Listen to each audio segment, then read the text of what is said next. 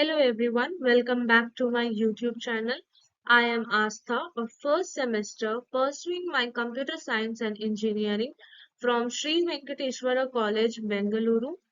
In this video, we will discuss about applied physics. The subject code is BPHYS102. So particularly, we will talk about what are animations and role of physics in creating animations. In this video, we will cover what are animations, different types of animations, and physics in animation. So, what are animation? Animation is a method of photographing successive drawings, models, or even puppets to create an illusion of a movement in a sequence.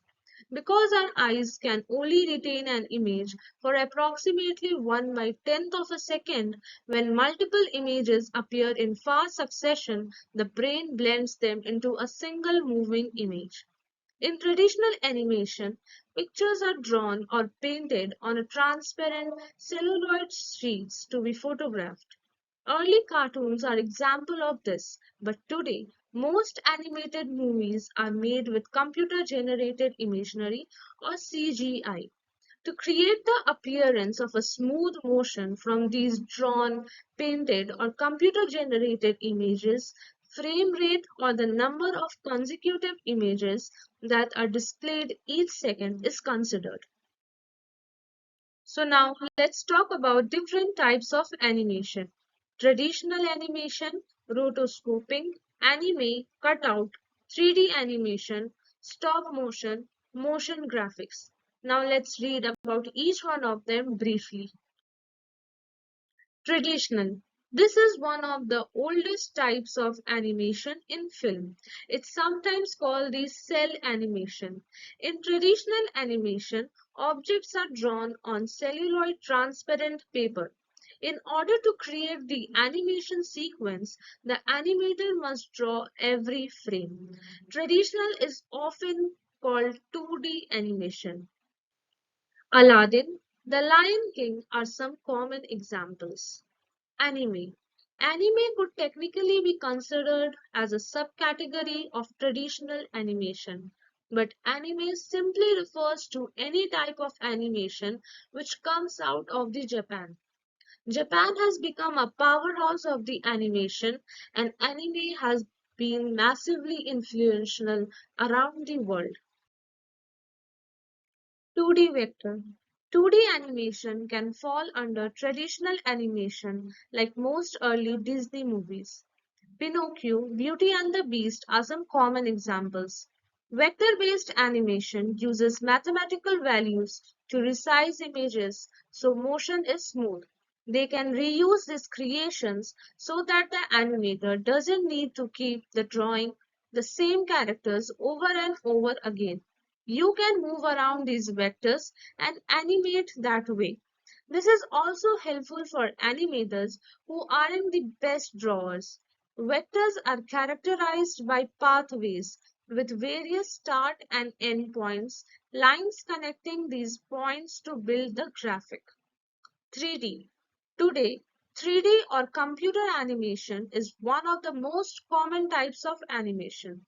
In 3D animated movies, the animator uses a program to move the character's body parts around. They set the digital frames when all the parts of the character are in right position. They do this for each frame and computer calculates the motion from each frame.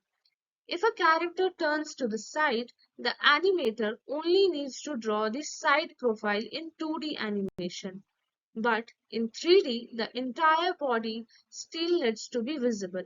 Example, Toy Story, Coco. Let's understand more about 3D animation with the help of a video.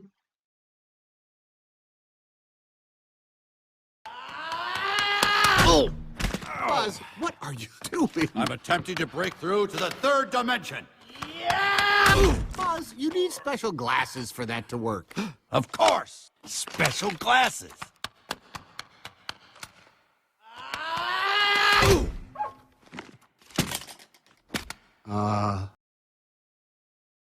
Motion graphics. Motion graphics are digital graphics that create the illusion of motion, usually for ads, title sequences in films, but ultimately exist to communicate something to the viewer. They are often combined with the sound for multimedia projects. They are a type of animation mostly used in business, usually with text as a main player. Stop motion. Stop motion encompasses climation, pixelation, object motion, and more. But the basic mechanics are similar to the traditional style, like a flipbook. However, instead of using drawings, stop motion adjusts physical objects in each frame. It's an older form in the history of animation, especially compared to 3D computer animation. Wallace and Gromit, Chicken Run, and The Nightmare Before Christmas are some few examples. Physics in animation. Principle 1. Timing, spacing, and scale. It indicates speed and that when spacing change, there's acceleration. According to the odd rule, the spacing from the apex go as 1, 3, 5, 7, 9, and so on. The odd rule is helpful for animating straight ahead. When animating straight ahead, the animator draws one frame of the animation after another in order. Principle 2. Law of inertia. It says that a character will move with constant velocity unless acted on by an unbalanced force. Let's take an example. A rock sitting on a table has two forces on it: gravity pulling downward and the table surface pushing upward. These two forces balance each other. The follow-through in an animated motion is entirely due to the law of inertia.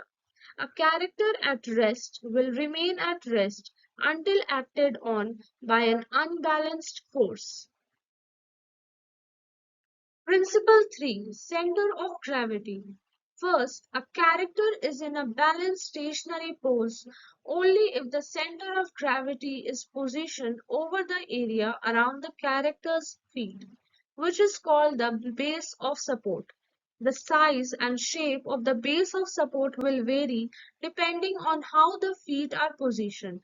It's harder for a character to stay in balance if the feet are close together, since the base of support is quite small.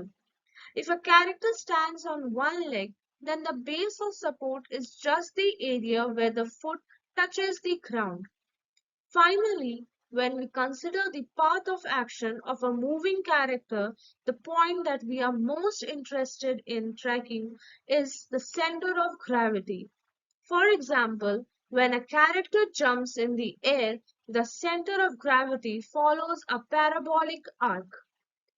Here are the sequence of photos that illustrate this by tracking the position of the center of gravity of a spinning hammer as it flies through the air.